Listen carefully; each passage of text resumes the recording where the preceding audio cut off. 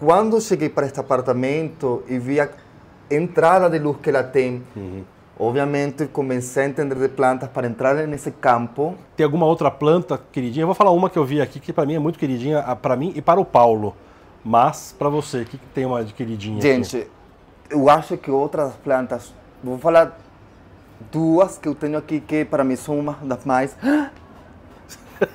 Maracujá, asa de morcego. A história do Francisco é uma dessas histórias que a gente ama contar aqui no Jardim Onírico.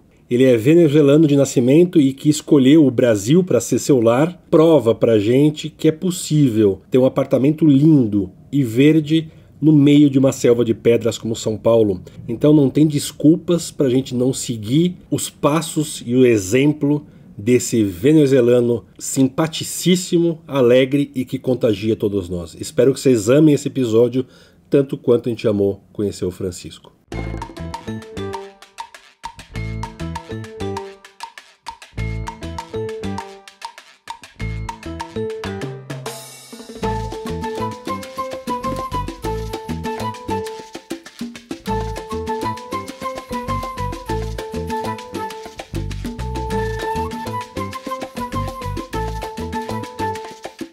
Olá pessoal, tudo bem?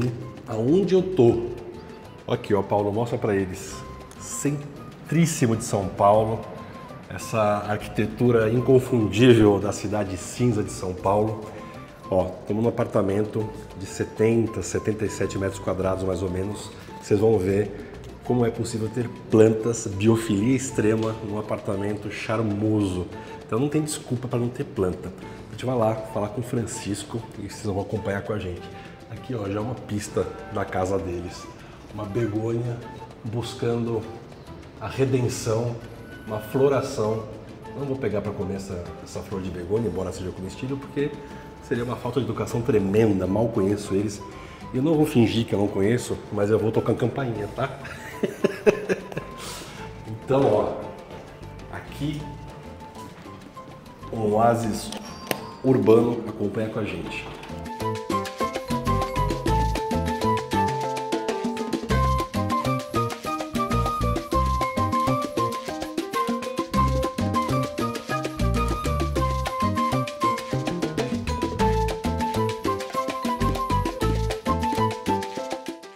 Eu não vou fingir que não te conheço. Por favor, bom dia, tudo bom?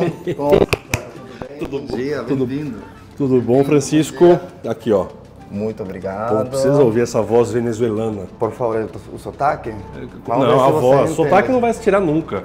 Espera, é um charme. Eu não vou tirar, não. Não vai. Sentido. Não vai. Eu ainda levo aqui 8 anos. Não, tá 8 anos no Brasil? 8 anos já.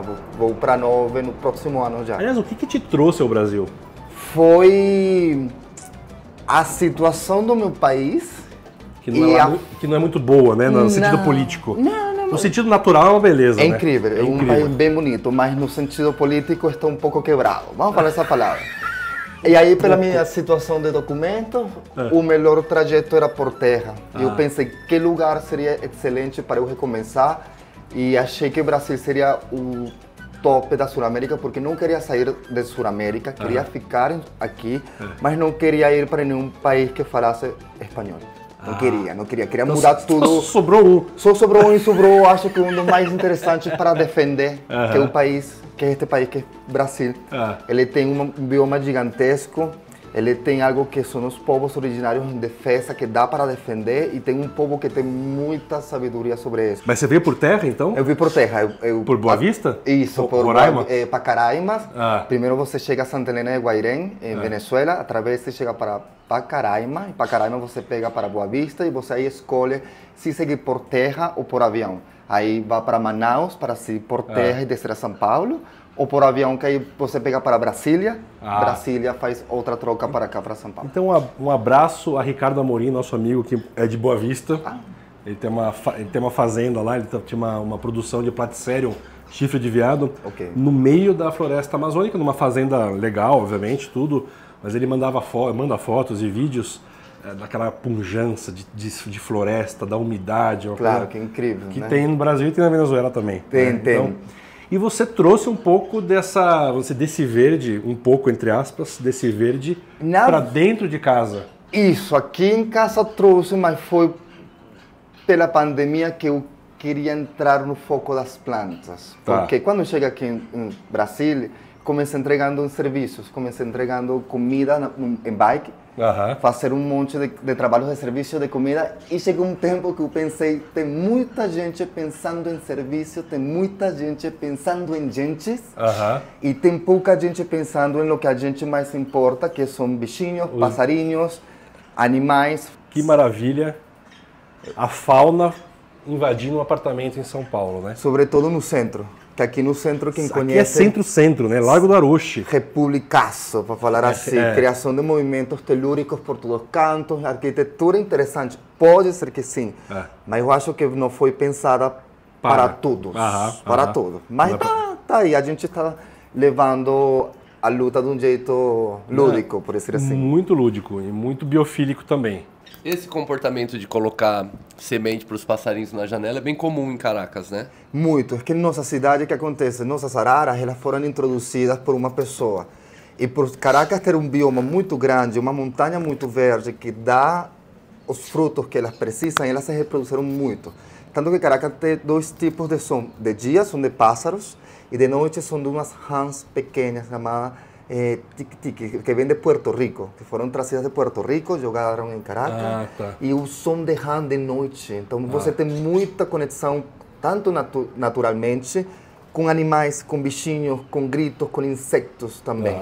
Então, quando cheguei para este apartamento e vi a entrada de luz que ela tem, obviamente comecei a entender de plantas para entrar nesse campo, sabendo que São Paulo já é uma cidade que tem muita gente para a gente.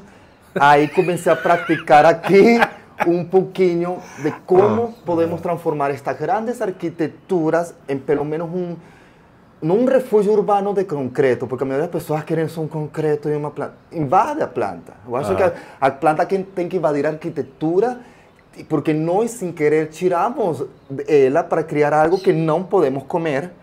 E que ao final, eu, por exemplo, o proprietário de um apartamento cai o prédio de quem é a terra. A luta com quem vai ser. Então, acho que temos que reformular o jeito de não ver as plantas como algo incômodo que vai sujar. Acho que precisamos... Não suja, a gente suja. Sim. Planta e bicho não suja. Muito. Calma, vamos voltar, porque se deixar, o homem vai. Parece que ele aprendeu os discursos da ilha de Cuba, pertinho ali, né? Com os irmãos Castro. 2 horas falando. Tchau, eu fazia 6, 7 horas. 6, 7 horas, difícil, tá? E agora o plano é focar, por exemplo, aqui neste presente que eu estou, em trazer a Mata Atlântica, onde eu entro. Isso eu queria saber. Primeiro, você nasceu num país que ele é tão pujante de natureza quanto o Brasil. Né? Assim, acho que uma diversidade bastante ímpar e importante. Talvez não tanto quanto a Mata Atlântica, mas ainda assim muito diverso. Sim. Você teve alguma... entendi que a pandemia te acelerou nesse processo de estudar. Quais foram os seus estudos? O que você estudou? Como que você foi atrás? Foi autodidata? Foi empirismo? O que você fez? Eu vou começar de zero. Quando venho para cá, meu marido me mostra o solário. Porque a gente não podia sair, mas tínhamos permisso de subir com as mascarinhas, com tudo, escadas para o solário. Quando eu subi para o solário, previ a estrutura visual da cidade, aí volto a falar a frase que estou falando. Tem muita gente trabalhando para a gente. Eu pensei, bom, se vou estar aqui nesta cidade, vamos trabalhar por algo que seja diferente, não diferente, porque plantas não é diferente, mas algo que não está muito falado aqui. E não se vê muito, porque estamos automatizados. É uma cidade que está automatizada, todo mundo está do ponto A ao ponto B, então ninguém para enxergar alguns defeitos que temos. Aí comecei a estudar por meio do Senac. O Senac, tá. Fiz um curso no Senac de Araraquara, online. Aí depois comecei a procurar pessoas que já fizeram aqui um grito, que já tem contato. E um deles foi Ricardo Cardim. Que com ele foi um aprendizado muito interessante. E aí comecei a treinar lá em cima no solário, entender a composição do comportamento das plantas de sol, vento, aqui no apartamento de claridade. Muito bom. Excelente. E depois saíram as pessoas a ajudar. Eu tenho certeza que você, Francisco, viu os episódios do Cardim no Jardim Onírico. Caso não tenha visto, vocês aí em casa podem ver, os links estão aqui embaixo, também um grande professor deste canal, Ricardo Cardim. E ali embaixo tem, no Aroche, vocês vão ver as imagens aí, teve uma reportagem da Nana Apple, ela sempre está por aqui também. Um beijo à Nana Apple, que também é uma querida que a gente gosta. Muito bem, aí você fez o Senac, aí você começou a estudar mais, aí por conta... Conta própria. Conta própria. Aí você falou, você fez alguma teste de plantas de vento, de sol pleno, de meia sombra, de super meia sombra. De claridade. Isso foi aqui em Casa de Prático, o ano que a gente ficou fechado nossas casinhas. Depois que se abriu a portinha, teve vários amigos que me deram a primeira abertura com suas propriedades. Faz aqui, faz aqui. E aí você começou a fazer projeto para amigos. Isso. De paisagismo. De paisagismo, focado na Mata Atlântica, e eu ainda com um pouco de ignorância ao respeito. Depois de vários amigos, apareceu uma parceria boa com uma pessoa que é a fornecedora das plantas, que seria a Mato Brasil. A Mato Brasil. Conjunto a Laís, que é a CEO, por dizer assim, eu aprendi mais de plantas, aprendi mais de espécies bem raras que não sabia, que obviamente as floriculturas, as lojas aqui em São Paulo não estão muito familiarizadas. E depois comecei a conhecer outras pessoas que também começaram a trocar lugares públicos por Mata Atlântica, como aqui no centro que está o projeto Pacian, de Eduardo Pacian, e aprendi aí. Aliás, eu entrei em contato com ele por sua causa, né? Eu falei com ele, a gente já vai gravar um episódio esse ano ainda. Eu acho que essas pessoas que estão chegando, essas pessoas que estão logrando fazer essa troca, hay que dar muita voz. Muito bom. Tem que dar. Eu quero conhecer mais a sua casa. Por favor.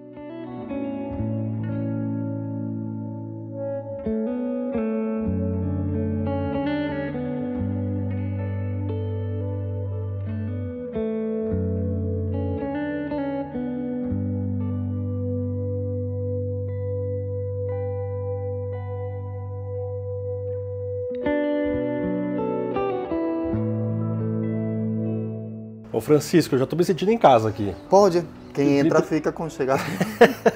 Primeiro pelas plantas, primeiro por você, depois pelas plantas. Então é uma delícia isso aqui. Nunca. Eu já morei no centro, eu morei aqui na Consolação. Também tinha muita planta e é assim que eu gosto. Muito bem. Se você fosse falar assim, eu vou começar o meu jardim dos sonhos hoje com o que você sabe do zero, um jardim onírico do zero. Você começaria por onde? Por filodendros. Filodendro. Filodendros. Dá para ver. Epífitas. Sim. Porque já elas me podem fechar um espaço que poucas pessoas pensam que pode ser usado para fechar, que é o teto. Que fica incrível quando, por exemplo, em casa você fica de boa no sofá, mas também você tem uma cena visual aqui, não todo aqui na frente, não todo no vaso. Então começaria pelo teto e logo iria pelos cantos. Usaria filodendro, que mais gosto aqui. Se você vem na casa, é o que mais temos: filodendros xanadu, coração, burremate. Begônia também serve muito bem. Amo begônia. Orquídeas, papo de Peru, que é muito interessante, mas começaria com esses focos. Depois iria trialis, é bom para trazer sempre florzinha dentro de casa. Esta luz gosta também. Filodendro burre, que ele faz uma fechagem bonita. Até o Cardim mostrou pra gente lá num projeto do Ele é Hyatt. incrível. Ele usa bastante, né? Ele é bom porque o que acontece? Se ele está rasteiro, ele cria uma tosa. Se ele está fixo com um tutor, ele sobe. E se ele está sozinho, o corpo dele cria uma força que ele pode, por enquanto, se manter e criar já um corpo. Então, é outra opção que eu usaria também. Ele bate muito bem com claridade, com sol, não tão direto que se 8, 10 horas, mas também se encontra na praia. Então, tudo depende da adaptação da planta. Sim. E xanadu, eu gosto de xanadu. É uma graça aqui, xanaduzinha nesse vasinho todo. Não, e o melhor que este xanadu deu uma raiz que vem por aqui, vem por aqui atrás, bem grandona. E é uma planta que eu falo que é o primo menor do guaimbé. E se a pessoa não quer ter um guaimê dentro de casa, ele fica charmoso em várias composições. É verdade. Tá, isso você pensando aqui, que é um lugar que é menor. Mas você tá indo morar em Trancoso. Tô indo morar. E você já fez um projeto lá e imagina que os jardins lá sejam mais generosos, né? Eu fiz um projeto num condomínio chamado Outeiro das Brisas, na Praia do Espelho. Projeto bem bonito porque a casa tem muita curva, é muito outdoor, muito aberta. E quando são terrenos, minha prioridade são frutíferas, nativas, sobretudo começar com embaúbas. As embaúbas são pioneiras. São pioneiras. E elas trazem um fruto que traz muito pássaro diferente para cá, muito tucano. Tucano, isso que eu ia falar, tucano. Depende do lugar, bicho preguiça aparece, mas um monte de macaquinhos também pode. E esse lugar da casa, o diferencial dessa casa é que ela tem uma floresta atrás. Então, o começo do projeto partiu da floresta para dentro e do condomínio. Mas isso foi um briefing do seu cliente ou foi a ideia sua logo de cara? Ideia minha logo de cara. É isso que eu queria te perguntar. Se um cliente te dá um papel em branco, fala, olha, não pegaria um cliente como eu, chatíssimo, cheio de briefing, por exemplo. Ok. Chatérrimo. Aí não pego. Eu tô brincando, a gente faz nosso próprio jardim por muito prazer. Mas se pega um cliente que está super aberto a qualquer coisa, num espaço grande, que tem uma boa insolação, num lugar com uma umidade relativamente boa, você começa por onde? Eu analiso a região que eu estou. Sempre. Como aí estava na Bahia, na parte sul, eu analisei foi o percorrido desde Porto Seguro até o condomínio, passando pelo Vale dos Búfalos, Itaporanga, que é um povo que fica antes, e o que mais se repetia além o chuveirinho, sabe esse chuveirinho? Era bromélias. Tá. Bromélias, muita clúcia, orelha de urso, embaúba. Eu falei, pronto, vou ainda levar esse ponto. Se for em São Paulo, eu me foco na Mata Atlântica, que é o que mais tenho minha especialidade, por dizer assim. Não é completo, mas é o que mais tenho mais de referência de trabalho. Sempre começando, se é casa, se é terreno que eu posso mexer na terra, frutíferas e trazer plantas para trazer muitos polinizadores. Porque temos um paisagismo que são 3 espécies, copia e pega, pelo que eu enxergo. Tem que ter mínimo 20, 30 espécies diferentes para atrair todo tipo de bioma, de bichinhos, de bioma e criar assim... Integração fauna e flora. E ela mesma se autoajuda, você tem que preocupar, por exemplo, se é em um terreno grande, bom, colocar seus nutrientes, seu calcário, sua farinha de osso, suas composteiras, e se é em vaso, sua aguinha com a banana fermentadinha, bem simples, não precisa gastar dinheiro nisso, é só paciência. Perfeito. Começaria assim. Perfeito. Tá uma delícia esse sofá, mas eu quero conhecer o resto da casa. Vamos, por favor, vamos. Daqui, por exemplo, tem alguma coisa... Já entendi que o Breuer Marx ali é o seu queridinho, entendi que o seu filodendro aqui tomando o teto é seu queridinho. Tem alguma outra planta queridinha? Eu vou falar uma que eu vi aqui, que para mim é muito queridinha, para mim e para o Paulo. Mas, para você, o que tem uma de queridinha Gente, aqui? Eu acho que outras plantas... Vou falar 2 que eu tenho aqui, que para mim são uma das mais... Maracujá, asa de morcego. Tem um maracujá que quando ele cresce, ele tem um formato de uma asa de morcego e aqui é verde, aqui fica roxo. Ele fica desse tamanho. Dá um maracujazinho assim, que parece um mitrilho. Acho que isto é uma planta que não é usada, não é muito conhecida e é um paisagismo muito chique. Depende do pergolado, da luz, o efeito da asa é um grito. A outra planta que eu acho chiquérrima, por mais que não seja da Mata Atlântica, mas foi um presente, o cipó-imbé. Acho esta folhagem muito interessante, ele me lembra um cocar, é uma estrutura muito bonita, então estas são umas plantas que também eu acho, uau, que interessante. Não é nativa, mas... Eu gosto muito dessas 2, assim como... Agora eu vou falar que eu amei tudo isso, adorei.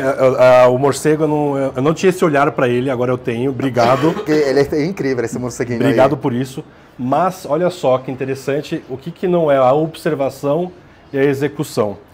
Aqui, ó, areia, né, e uma bromélia aqui, num vaso super bonitinho e que tá dando filhote ali do lado. Então, isso aqui é um charme e super bom gosto, super legal. As pessoas não usam bromélias. Por quê? Por que não? Porque eu acho que teve uma pessoa inventando que dá dengue. Que dá dengue, Bromélia, qualquer bromélia, ela quando cai a aguinha, ela segrega um líquido e pronto, já mata a larvinha. É casa de rã. Casa de de rã. bichinho. Então ele é bom para usar em uma casa para trazer sons. A gente fez um episódio com o professor Cristiano Medri, lá da UEL, Londrina. A gente explorou bastante essa história de que bromélia de fato não traz nenhum tipo de contaminação com dengue. As larvas não se desenvolvem nas bromélias por uma questão de pH e uma série de coisas. E foi feita pela Fiocruz, que é super acreditada, então não tem... Gente, tem o bromélia porque nativíssimo, acho que o Brasil é o lugar que mais tem espécie de bromélias no mundo e é um coringa. O próprio abacaxi que as pessoas adoram. O abacaxi é uma bromélia. É a flor da bromélia, que é comestível. Então, eu acho que, obviamente, 50 e 50 é o que eu falo com respeito ao conhecimento das plantas. 50% do político, do governo, para incentivar o povo a entender, e 50% o povo se interessar. Questionar e perguntar, nossa, que chique seria mudar nosso sistema econômico, ter um sistema totalmente verde. Como assim? Podemos ganhar dinheiro, mas criando um turismo verde, não um turismo de empresas e de prédios que, na hora da verdade, não para de pé. Onde eu posso plantar. Então... Muito bom.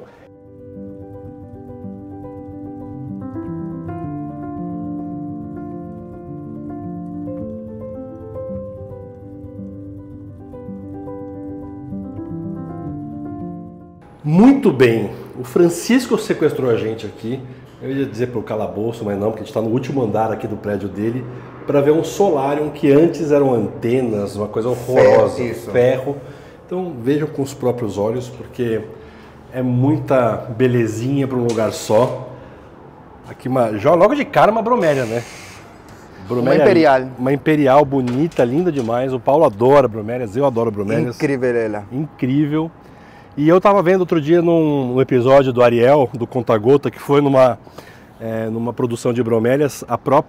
A imperial tem várias variantes dela. Mais verde, mais vermelha, é tudo imperial, é tudo lindo, é tudo maravilhoso. E eu vejo aqui, né, muita verbena, Qual que é a ideia? Você tinha aqui o que? Era ferro, era antena? O que você falou que tinha aqui? Essas estruturas que estão aqui, tá. E sem este chão, tinha um ferro de várias antenas de rádio gigantesca. Aqui era a estrutura gigante de uma antena. Tá. Aí tinha uma estrutura... Tudo isto era, na verdade, uma ferrada. E a gente tinha só este espaço para circular. E não tinha nem esse deck, nem este chão. Um vizinho do andar 22, ele colocou o piso e o deck ainda com os ferros. Tá. Pronto, ficou assim. Mas deixaram uns vasos com muito capim. Bem feio, sabe? Jogado. Aí na pandemia, que foi quando a gente subiu e meu marido me mostrou, além do espaço visual, os vasos, eu pensei, vamos praticar. A gente começou a praticar aos poucos, e o primeiro vaso que veio, que foi o primeiro vaso que nós mostramos para todos, foi este daqui. De la Caliandra, com azulzinha, com fireball. Da partir daqui a gente começou... então aqui foi a pedra inicial. Foi aqui a pedra. E aí irradiou para o resto aqui. Exato. Aí os vizinhos começaram a ver o trabalho e logramos fazer que a empresa viesse, tirasse todo o ferro, toda a antena. A parte daqui atrás, isso aí, esse espaço, era as máquinas de refrigeração. Tá. Que são como essas aí pretas, essas máquinas gigantes. Só que, assim, isso daí, isso. Enorme ali, enorme. Entendi. Isso era que estava ali. Lograram tirar, o espaço liberou, compramos mais floreiras básicas, porque a gente não pode mexer muito na estrutura deste prédio por ser um prédio tombado. Então aqui, por mais que são vizinhos assim, é que a gente quer trazer uma informação para o público deste prédio, que olha que a gente pode criar, e logo no futuro quer fazer de novo, mas mais profundo, mais amplo, por exemplo assim, e com mais biodiversidade, apesar que aqui temos uma biodiversidade bem bonitinha. E aqui o que acontece com este paisagismo deste solar? Eu quis criar vasos individuais, cada um com seu paisagismo único, que no momento de unir todos fica interessante. Mas se você quer levar só este vaso, eu gostei desse vaso, tirar foto, você pode fazer isso. Então é como uma prática lúdica aqui em cima. Entendi. Porque aqui o que mais temos é bromélia. O que é esse aqui? Essa é uma hipomeia. Hipomeia? Uma hipomeia. Que graça, olha só, não conhecia. Aqui está dando a florzinha. Olha só.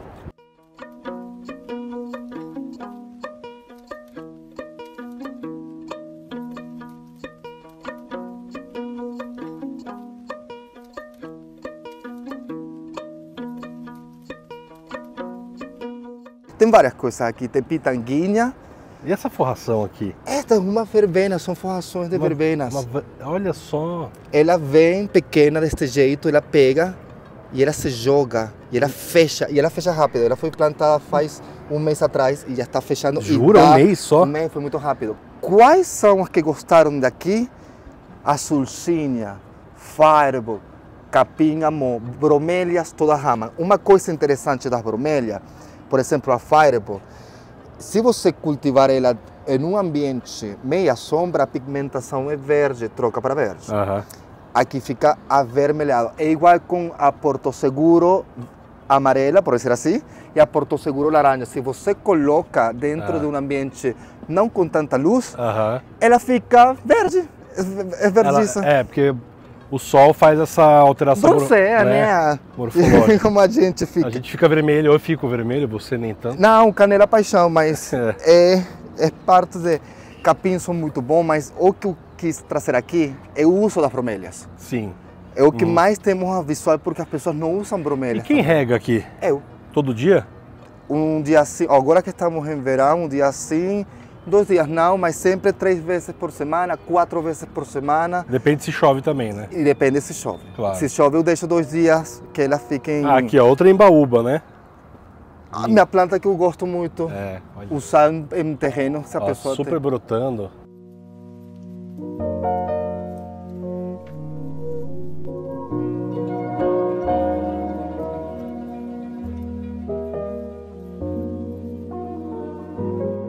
Aqui do lado temos pitanguinha, que pitanguinha é uma perfeita planta para usar para forração de canteiros assim, para fechar uma coisa que você quer fechar. E além disso, você está um chique que tem frutinha. Aqui, ela combinou com a gente. Por favor, ela é lindíssima. Eu acho esta uma planta que também é pouco usada. Dá para pôr canteiros urbanos e trazer as frutíferas na rua, porque é outra coisa que a gente não tem. São frutíferas. Precisamos todo mundo comer também, às vezes, de graça. Precisamos que o que é de graça, que a natureza volte a ser para o urbano agora, aqui em São Paulo. Porque São Paulo, aqui aproveitando, né, que temos uma vista que podemos entender que São Paulo, gente, vamos a tentar mudar um pouquinho a estrutura. Vamos a pôr uns vasos gigantescos, falar um bom empreiteiro, um bom engenheiro, um bom urbanista e liberar a verba. Porque fica bonito, ficará bonito. Fica lindo. Já está nos monolitos, tudo bem, muito difícil de tirar, então vamos a refazer. Vamos melhorar. Vamos melhorar. E vamos sabe evoluir. que é gostoso? Ouvir o som de bichos te acordando e não o som de um barulho um pouco estressante, como uma buzina do uma Nibu, sirene. Um gritinho aí por aí do povo feliz. Então sempre é bom. Sempre é bom. Um povo feliz fazendo o quê? Não vou falar, não é? Porque... Tá...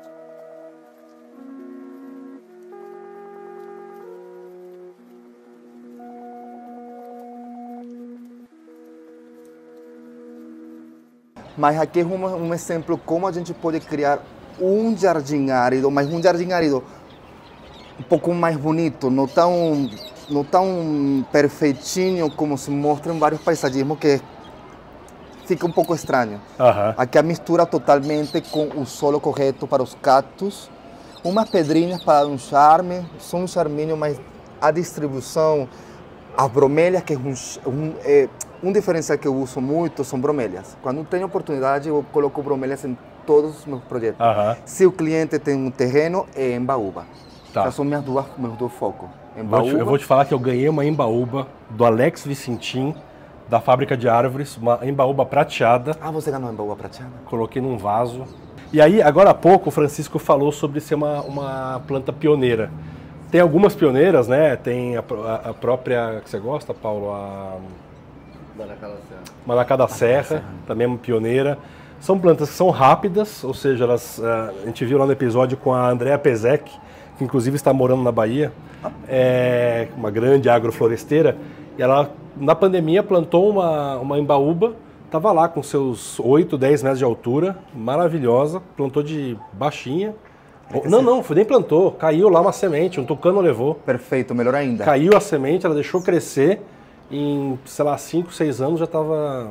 É que o crescimento é rápido. É rápido, por isso que muito rápido. Elas são as pioneiras, né? Porque elas crescem rápido, fazem sombra para viabilizar outras plantas, isso, né? E além que ela dura um bom tempo. Tem algumas que duram 30 anos, 35 anos. Quem tira se pode durar até 40, 50. Ninguém sabe, mas pelo menos 30 anos ajuda muito a floresta a crescer. Muito. E os passarinhos seguir levando a pioneira a todos os cantos para seguir reflorestando de um jeito natural, como tem que ser.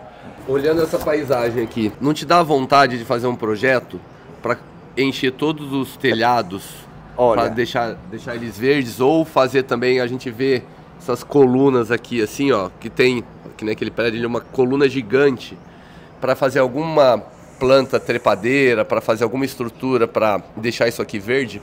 São Paulo tem já nossos monolitos feitos, então a gente tem que entender e estudar que plantas são bons para fixar em um monolito e ainda não criar não prejudicar a estrutura do prédio. Dá para fazer. O problema que eu enxergo estando aqui faz 8 anos foi que se a prefeitura da Sé tem um teto verde, tem uma floresta, ela deviou criar uma lei obrigatória que toda São Paulo tem que ser feita.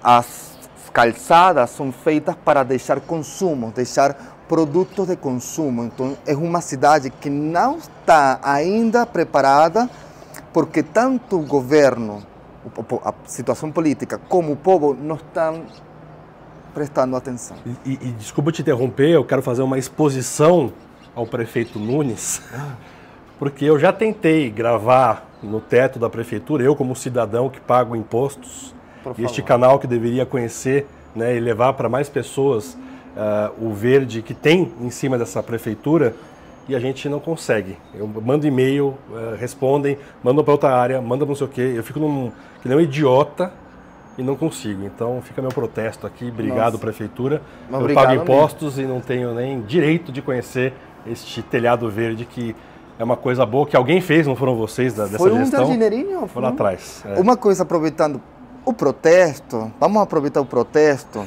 O paisagismo urbano em São Paulo, eu percebi que, lamentavelmente, é só por um verdinho elegante, como está acontecendo aqui embaixo, que estão fazendo algo que não é Brasil, não é Pindorama, não é nativo, não é floresta, é simplesmente usar, eu vou falar com muita sinceridade, o dinheiro para quê?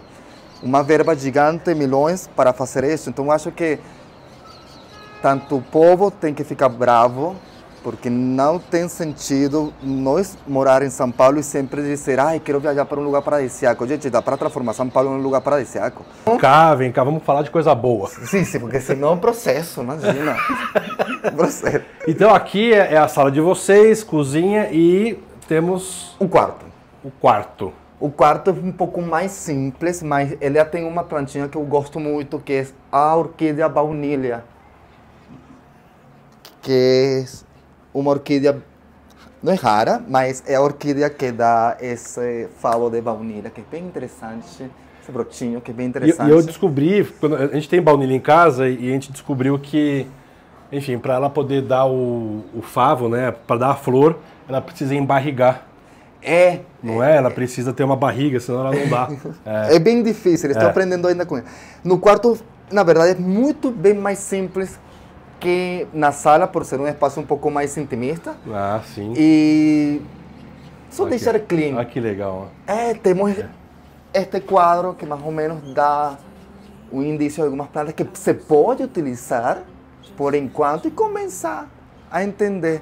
Tem este que é um cara de cavalo muito bonito, a Ripsalis obviamente é bonita. Ela não é nativa, mas ela é interessante, é charmosa. Sim. Vai acontecer que vai ficar lindo aqui. E este é um jardim que tem outro foco de verbenas. É um jardim mais com vedelas, verbena, uma burle, duas bromélias fireball, a tigrada, orquídea sumaré, uma lantana. Depois descobri que lantana não é nativa, mas é naturalizada. Então está tudo bem, traz muito polinizador, que é o que importa. Você se sente já naturalizado brasileiro ou não? É sul-americano. Então, você é exótico ao Brasil e é bem-vindo. Eu acho que se nós englobamos o Sul-América como um todo, sim, já saem essas limitações. Então, acho que Sul-América todo.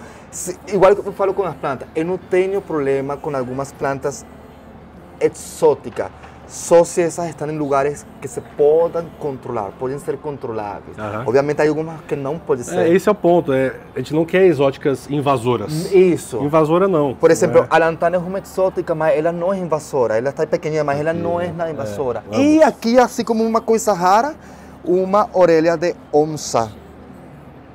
Coisa charmosa. Você encontra muito ela na pedra, na restinga, no mar no sentido, na parte bem praia. Essa é heteromala ou não? Qual que é essa?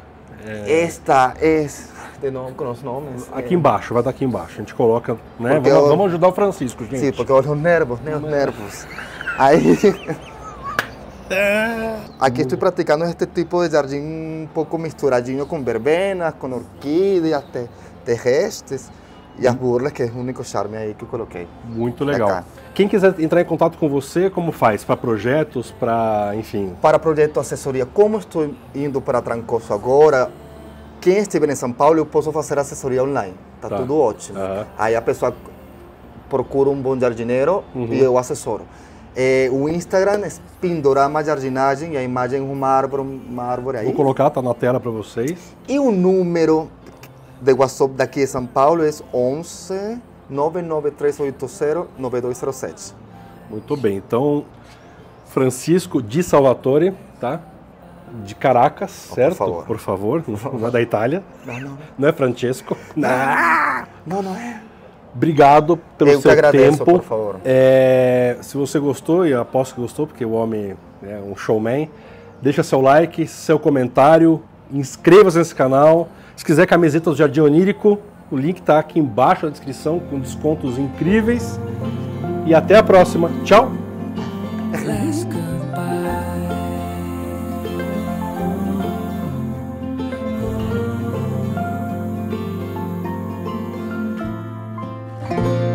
And as far as at least how I remember, we were leaving in September, when red and gold paint the sky.